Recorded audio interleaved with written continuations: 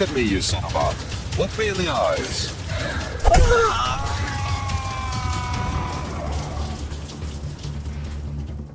کیا آپ نے سوچا ہے کہ ایک انسان آخر کتنی تکلیف برداشت کر سکتا ہے، کتنا درد سہ سکتا ہے، اور پھر بھی اپنے اندر کی تاریکی کو کیسے روشنی میں بدل سکتا ہے؟ یہ کہانی ہے لوئی زیمپرینی کی، جسے سن کر انسان حیرت میں ڈوب جائے۔ ہالی ووڈ میں ایک عظیم کہانی کی بازگشت چل رہی تھی جسے ڈائریکٹ کیا تھا اینجلینا جولی نے، اور فلم کا نام تھا دی انبروکن۔ یہ فلم لوئی زیمپرینی کی زندگی پر مبنی تھی، وہی شخص جو 1936 کے اولمپکس میں دنیا کی نظروں میں آیا۔ یہ وہی وقت تھا کہ جب ایڈولف ہٹلر نے جرمنی میں ایک شاندار اولمپک تقریب کا انعقاد کیا اور دنیا بھر سے ایتھلیٹس اس میں حصہ لینے کے لیے جرمنی پہنچے۔ صرف 19 سال کی عمر میں زیمپرینی نے 5000 میٹر کی ریس میں فائنلز میں جگہ بنا لی۔ یہ ایک معجزے سے کم نہیں تھا، کیونکہ زیمپرینی کچھ سال پہلے ایک بگڑا ہوا نوجوان تھا جو چورن کی دنیا میں داخل ہو رہا تھا۔ وہ چوریاں کرتا تھا، شرارتی تھا، اور شہر کے ہر پولیس والے کو اس کا نام پتا تھا، کیونکہ وہ اسے کئی بار اس کے گھر چھوڑ چکے تھے۔ لیکن پھر دوڑ نے اس کی زندگی بدل دی۔ وہ ایک عام بدماش سے ایک مہان ایتھلیٹ بن گیا، اور جلد ہی ایک ٹورنیڈو کے نام سے مشہور ہو گیا۔ امریکہ میں وہ اچھی خاصی شہرت حاصل کر چکا تھا، لیکن عالمی سٹیج پر اس سے بہت زیادہ اچھی توقعات نہیں تھی۔ وہاں دنیا کے بہترین اور تیز ترین دوڑنے والوں کے ساتھ اس کا مقابلہ تھا۔ دوڑ کا آغاز ہوا، زیمپرینی سب دوڑنے والوں سے پیچھے تھا، وہ 12ویں نمبر پر تھا، لیکن ریس کے آخری لمحات میں اس نے کچھ ایسا کیا جس کی توقع کوئی بھی نہیں کر رہا تھا۔ اس کی پہچان ہی یہی تھی کہ جب سب تھک چکے ہوتے تو اپنی پوری رفتار سے دوڑنا شروع کرتا، اور یہی ہوا۔ اس نے ایک تاریخی دوڑ لگائی اور صرف 56 سیکنڈ میں آخری لیپ کو مکمل کیا۔ یہ ایک ناقابل یقین کارنامہ تھا، یہاں تک کہ ہٹلر بھی حیران رہ گیا۔ نازی لیڈر نے خصوصی طور پر زیمپرینی سے ملاقات کی۔ He is the boy with enormous speed and sparkling legs. اگرچہ زیمپرینی نے کوئی میڈل حاصل نہیں کیا تھا، لیکن وہ جانتا تھا کہ یہ اس کے لیے ابھی صرف شروعات تھی۔ 1940 کے اولمپکس میں وہ اپنی بہترین صلاحیتوں کے ساتھ میدان میں اترنے والا تھا، لیکن قسمت کو کچھ اور منظور تھا۔ جس عامر سے زیمپرینی نے ابھی ہاتھ ملایا تھا، وہی شخص چند ہی سالوں بعد دنیا کو ایک تباہ کن جنگ میں دھکیلنے والا تھا۔ اس واقعے کے 5 سال بعد جاپان نے پرل ہاربر کے علاقے پر دھاوا بول دیا، جو کہ امریکہ کے کنٹرول میں تھا، اور یوں امریکہ اس جنگ میں کود پڑا۔ اب زیمپرینی کے لیے دوڑنے کا خواب پسے پشت جا چکا۔ اس نے اپنی زندگی کا ایک بہت اہم فیصلہ کیا اور امریکی فضائیہ میں شامل ہو گیا۔ کچھ ہی مہینوں بعد وہ ایک بمبار طیارے کے عملے کا حصہ بن گیا۔ بحر الکاہل کے اوپر وہ جنگی مشنز میں حصہ لیتے ہوئے دشمن کے حملوں سے بچتے رہے، لیکن اصل آزمائش ابھی باقی تھی۔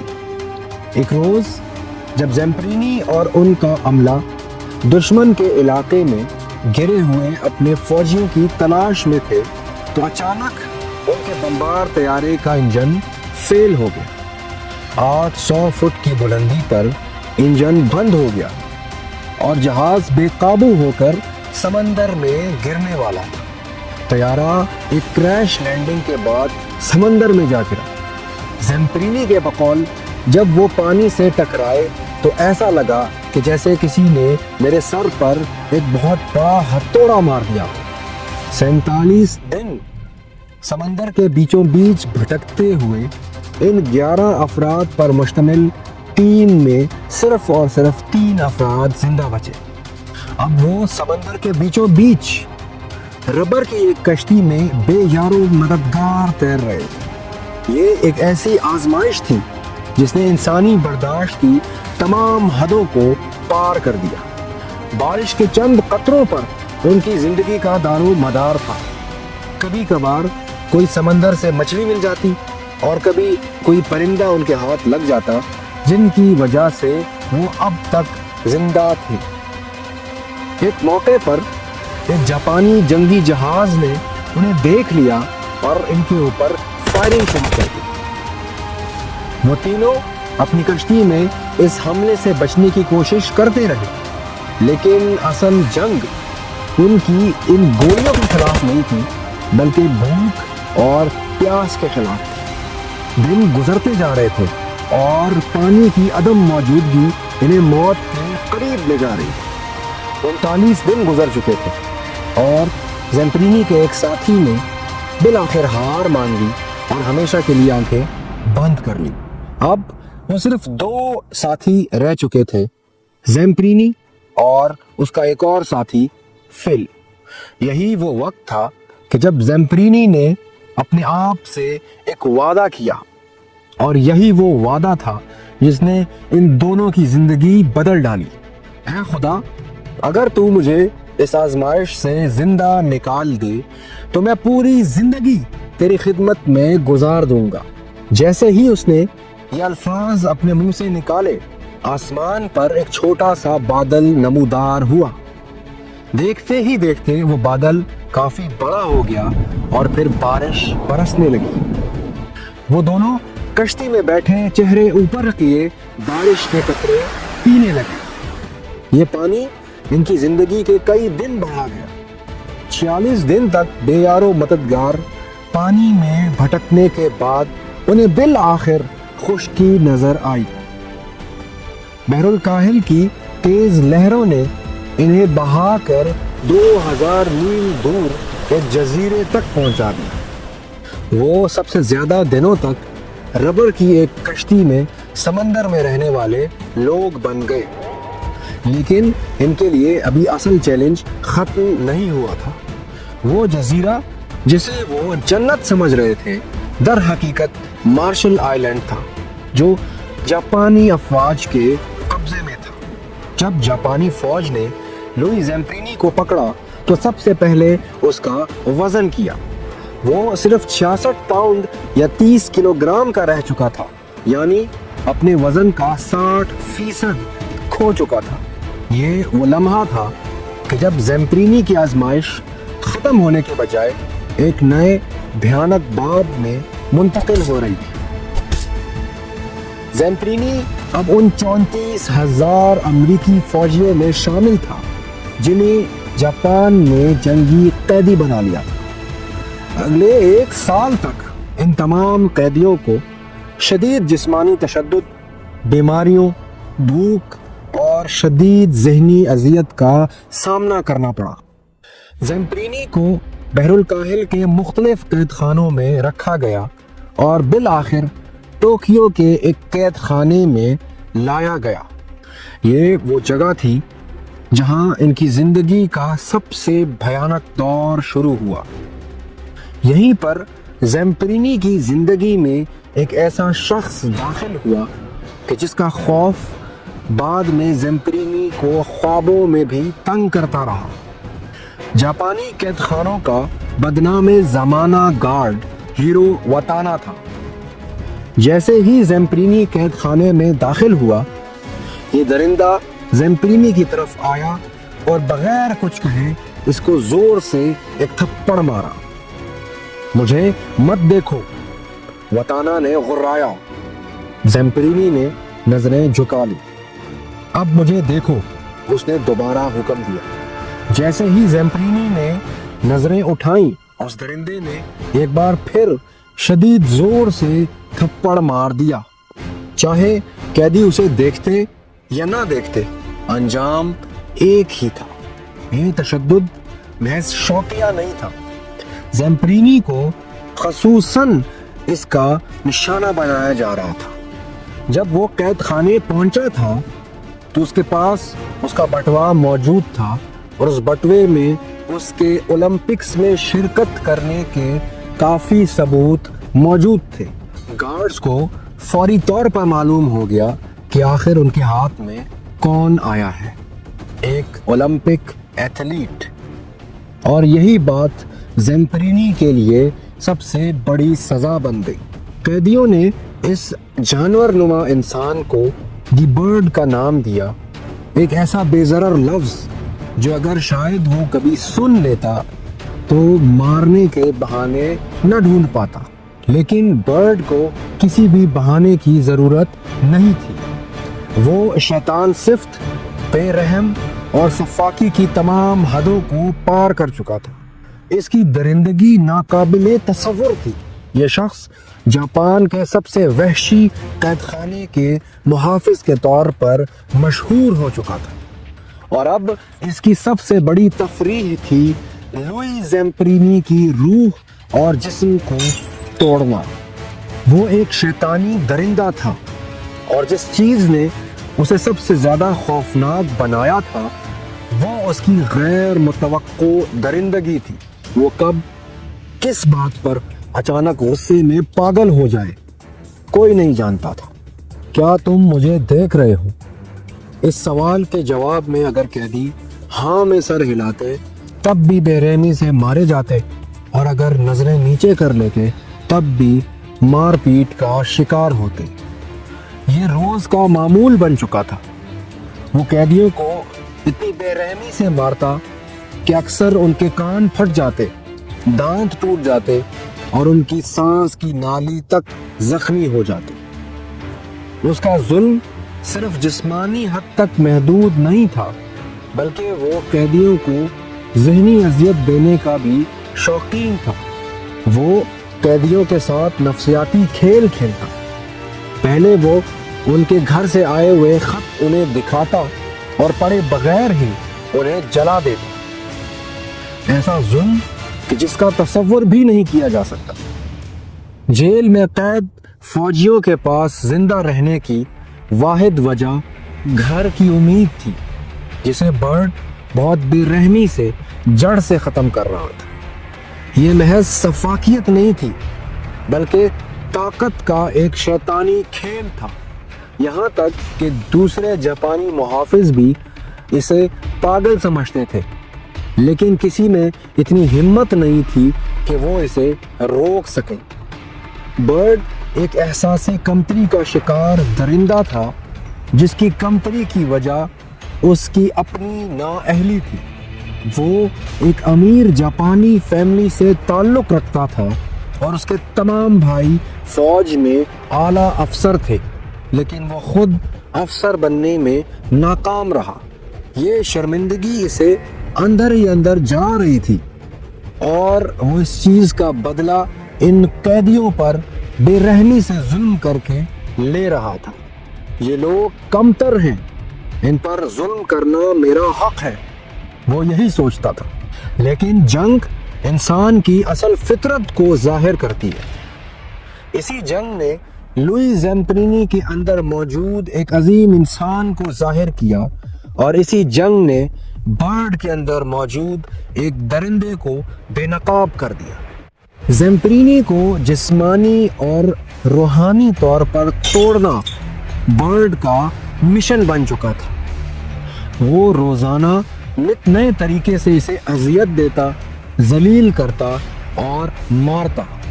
एक दिन बर्ड ने ज़ेम्प्रिनी को हुक्म दिया कि वो सीधा खड़ा हो जाए और फिर अपनी बेल्ट निकालकर पूरी ताकत से ज़ेम्प्रिनी के चेहरे पर मार दी। फिर अचानक मुस्कुरा कर बोला, ओह, मैं बहुत शर्मिंदा हूँ, मैं तुम्हें तकलीफ नहीं देना चाहता था, आओ मैं तुम्हारा जख्म साफ कर दूँ। ज़ेम्प्रिनी को लगा कि शायद बर्ड के दिल में कोई रहम जागा है। वो जैसे ही आगे बढ़ा, बर्ड ने दोबारा से उसी जगह पर एक जोरदार ज़रब लगा दी। यही वो खेल था जो वो खेल रहा था। पहले उम्मीद दो और फिर उसे तोड़ दो। ज़ेम्प्रिनी की असल मुश्किल ये नहीं थी कि वो अमरीकी था, बल्कि असल वजह ये थी कि वो एक फातेह था, एक चैंपियन था, एक मशहूर शख्स था, दुनिया उसे जानती थी। और यही चीज बर्ड को बर्दाश्त नहीं थी। वो हर उस शख्स से नफरत करता था जो उससे बेहतर हो। लेकिन ज़ैम्प्रिनी की शोहरत ने उसे एक गैर मुतवक्को रिलीफ भी दिया। उसे टोक्यो बुलाया गया। असल में जापानी फौज ज़ैम्प्रिनी की ओलंपिक शोहरत को प्रोपेगेंडा के लिए इस्तेमाल करना चाह रही थी। ज़ैम्प्रिनी से कहा गया कि तुम्हें रेडियो पर एक पैगाम देना होगा। ये ज़ैम्प्रिनी के लिए एक मौका था अपने घर वालों को इस चीज़ का बताने के लिए कि वो अभी तक जिंदा है। हेलो माँ बाप, बहन भाई, दोस्तों, मैं लुई बात कर रहा हूँ। उस वक्त तक अमेरिका में उसके ख़ानदान को ये इत्तला मिल चुकी थी कि ज़ैम्प्रिनी मारा जा चुका है। और ये 2.5 सालों में पहली बार था कि उसके वालिदैन ने उसकी आवाज़ सुनी। लुई ज़ैम्प्रिनी के लिए उम्मीद की किरण उस वक्त नमूदार हुई जब उसे इत्तला दी गई कि उसका सबसे बड़ा दुश्मन बदनामे ज़माना दी बर्ड कैंप से मुंतकिल किया जा रहा है। ये एक ऐसा लम्हा था जिसने ज़ैम्प्रिनी के दिल में खुशी की एक लहर दौड़ा दी। वो समझ रहा था कि शायद उसकी अजियत का दौर ख़त्म होने वाला है। लेकिन जंग के मैदान में किस्मत के खेल अक्सर गैर मुतवक्को होते हैं। फरवरी 1945 में अमरीकी अफवाज जापान के मजीद करीब पहुंच चुकी थी और जदीद तरीन बमबार तैयारे जापानी शहरों तक रसाई हासिल कर चुके थे। कैदी हर रोज इन अमरीकी तैयारों की गरज आसमान में सुनते और दिल में उम्मीद जगाते कि शायद जंग जल्द खत्म हो जाए। ज़ैम्प्रिनी, जो बचपन में चोरी करने में महारत रखता था, अब अपने और अपने साथी कैदियों के लिए खुराक चोरी करने पर मजबूर था। उसके दिल में उम्मीद जाग चुकी थी कि शायद वो जंग के खत्म होने तक जिंदा रह सकता है। लेकिन तकदीर का खेल अभी बाकी था। उसने 1 साल और 6 महीने कैद में गुजारे और फिर उसे एक नए कैंप में मुंतकिल कर दिया गया। जब वो और उसके साथी कैदी नए गार्ड का इंतजार कर रहे थे तो अचानक एक मनहूस चेहरा उनके सामने नमूदार हुआ। वही चेहरा जो उनकी जिंदगी का सबसे बड़ा अजाब बन चुका था। द बर्ड उनके सामने खड़ा था। You weren't shocked to see me, were you? Our story isn't over yet. ये लम्हा ज़ैम्प्रिनी की जिंदगी का सबसे तकलीफ दह लम्हा था। वो सोच रहा था कि अगर उसके पास कोई हथियार होता तो वो फौरन अपनी जिंदगी का खात्मा कर लेता। लेकिन तकदीर ने अभी आगे बहुत कुछ इसके लिए रखा हुआ था। इस नए कैंप में द बर्ड ने एक बार फिर ज़ैम्प्रिनी को अजियत देने का आगाज किया। दिन रात की मारपीट और जिल्लत का सिलसिला शुरू हो चुका था। एक रोज द बर्ड ने ज़ैम्प्रिनी को हुक्म दिया कि वो 100 पाउंड कोयले को अपने कमर पर उठाकर खड़ा हो जाए। ज़ैम्प्रिनी ने जैसे तैसे इस वजन को उठाकर खड़ा होने की कोशिश की, लेकिन जैसे ही वो लड़खड़ाया तो एक और गार्ड ने तफरीह के तौर पर ज़ैम्प्रिनी को धिक्का दे दिया। ज़ैम्प्रिनी 3 से 4 फुट गहरे एक खड्डे में गिर गया, जिससे उसकी टांग शदीद जख्मी हो गई। लेकिन सबसे हौलनाक लम्हा वो था जब द बर्ड ने एक और सफाकाना सजा देने का फैसला किया। उसने लुई को हुक्म दिया कि वो सर के ऊपर शहतीर उठाकर खड़ा हो जाए और दीगर गार्ड्स को कहा कि अगर शहतीर गिरा तो वो ज़ैम्प्रिनी को गोली मार दें। ज़ैम्प्रिनी ने पूरी ताकत जमा की। उसके चेहरे पर रगें तन चुकी थी। उसका जिस्म कांप रहा था, लेकिन वो झुकने को हरगिज़ तैयार न था। ये मंजर देखकर द बर्ड मजीद गुस्से में आ गया اور اس نے ایک زوردار مکہ زیمپرینی کے پیٹ میں مارا، لیکن زیمپرینی جھکنے کے بجائے مزید مضبوط نظر آنے لگا۔ کچھ دنوں میں بمبار طیاروں نے ہیروشیما اور ناگاساکی کے اوپر ایٹم بم گرا دیے اور جنگ کا اختتام ہو گیا۔ جاپان نے ہتھیار ڈال دیے اور 20,000 امریکی جنگی فوجی رہا ہو گئے، جن میں لوئی زیمپرینی بھی شامل تھا، اور دی برڈ گرفتار ہونے سے بچنے کے لیے فرار ہو گیا۔ یہ وہ لمحہ تھا کہ بیشتر لوگ سمجھ رہے ہیں کہ زیمپرینی کی مشکلات ختم ہو چکی، لیکن اصل جنگ تو ابھی شروع ہونے والی تھی۔ یہ ایک ایسی جنگ تھی جو دشمن کے خلاف نہیں تھی، بلکہ اس کے اپنے ہی ماضی اور اندرونی زخموں کے خلاف تھی۔ یہ کہانی اب ایک نئے، انتہائی جذباتی اور ایک غیر متوقع موڑ پر آ گئی۔ فلم میں دکھایا گیا ہے کہ لوئی زیمپرینی کی زندگی امریکہ آنے کے بعد انتہائی خوشحال اور پرسکون ہو گئی، لیکن در حقیقت ایسا کچھ نہیں تھا۔ اس کے اندر ایک اور جنگ شدت اختیار کر چکی تھی، نفرت، انتقام اور ٹوٹے ہوئے خوابوں کی جنگ۔ زیمپرینی کے اندر ایک ایسا زخم پل رہا تھا جو اسے راتوں کو نیند سے جھنجھوڑ کر رکھ دیتا۔ وہ ہر رات اپنے بدترین دشمن دی برڈ کی جانب سے دی گئی اذیتوں کو دوبارہ جھیلتا، اور نفرت اس کے دل میں یوں پھیل چکی تھی جیسے خون رگوں میں دوڑتا ہو۔ وہ مکمل طور پر بکھر چکا تھا۔ اس کے اندر صرف ایک ہی چیز باقی رہی تھی، اور وہ تھا انتقام۔ وہ جاپان واپس جا کر اپنے بدترین دشمن دی برڈ کو مارنے کا منصوبہ بنانے لگا، لیکن جب وہ خواب میں دی برڈ کا گلا دبا رہا ہوتا تھا، در حقیقت وہ اس وقت اپنی ہی بیوی سنتھیا کے لیے جان کا خطرہ بن چکا تھا۔ اور یہی وہ لمحہ تھا کہ جب اس کی بیوی سنتھیا نے یہ فیصلہ کیا کہ وہ اب اسے چھوڑ دے گی۔ اب وہ ایک ایسے اندھیرے میں تھا جس میں روشنی کی کوئی کرن موجود نہیں تھی۔ ہر روز شراب، ہر رات وہی ڈراؤنے خواب، اور ہر صبح بکھری ہوئی زندگی۔ وہ مکمل طور پر تباہ ہو چکا تھا، لیکن تقدیر کو شاید کچھ اور منظور تھا۔ وہ لوئی زیمپرینی جو نفرت اور انتقام کی آگ میں جل رہا تھا، اب ایک نئے سفر پر گامزن ہو رہا تھا، ایک ایسا سفر جو اسے سچی نجات کی طرف لے جا رہا تھا۔ یہ صرف بقا کی کہانی نہیں، بلکہ ایک نئی زندگی پانے کی داستان ہے۔ سنتھیا نے اسے کہا کہ اگر وہ اپنی شادی بچانا چاہتا ہے تو اسے ایک وائز بلی گراہم کی تقریر سننے کے لیے جانا پڑے گا۔ لوئی زیمپرینی بے دلی سے اس بات پر متفق ہو گیا۔ وہ محض اپنی ذمہ داری پوری کرنے کے لیے جا رہا تھا، لیکن وہاں جو کچھ ہوا وہ اس کی زندگی کو بدل دینے والا تھا۔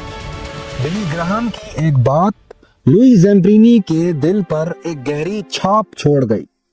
When a person reaches the edge of life, when every door is closed, that's when they turn towards God. یہ وہ لمحہ تھا کہ جب زیمپرینی کو یاد آیا کہ سمندر میں زندگی اور موت کی کشمکش میں اس نے خدا سے کیا وعدہ کیا تھا کہ اگر تو مجھے زندہ واپس لے آیا تو میں ساری زندگی تیری خدمت میں گزار دوں گا۔ لیکن زیمپرینی اپنا یہ وعدہ بھول چکا تھا، اور پھر اس نے سب سے پہلے اپنے آپ کو معاف کر دیا۔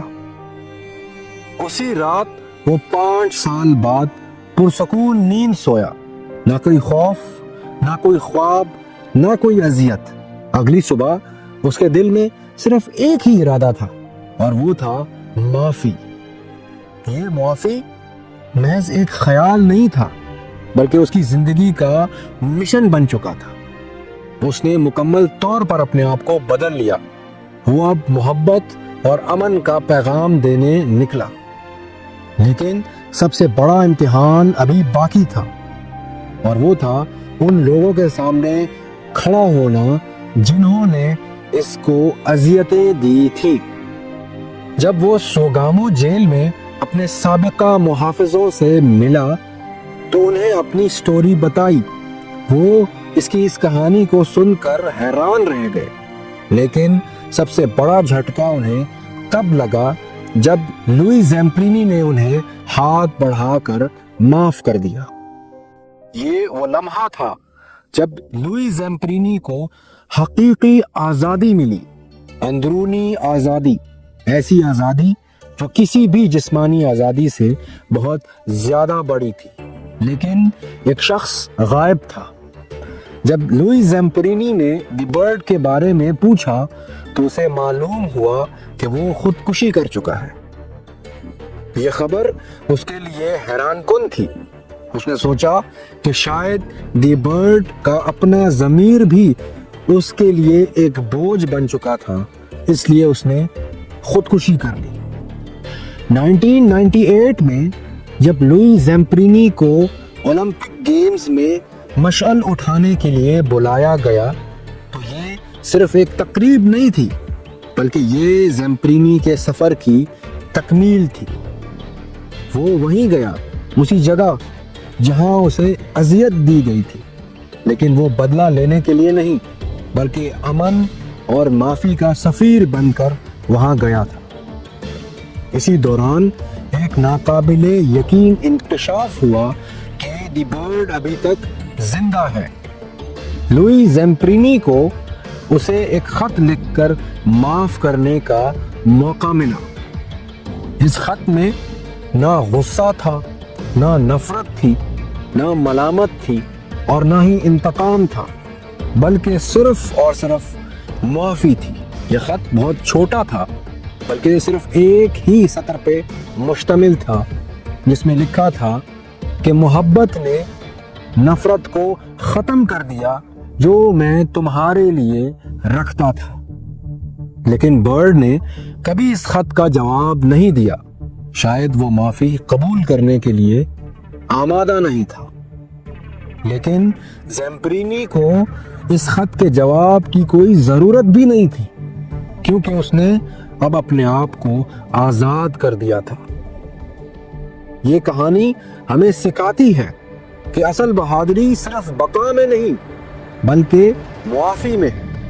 زیمپرینی کا ورثہ صرف ایک فوجی کا نہیں بلکہ محبت اور امن کے پیامبر کا تھا۔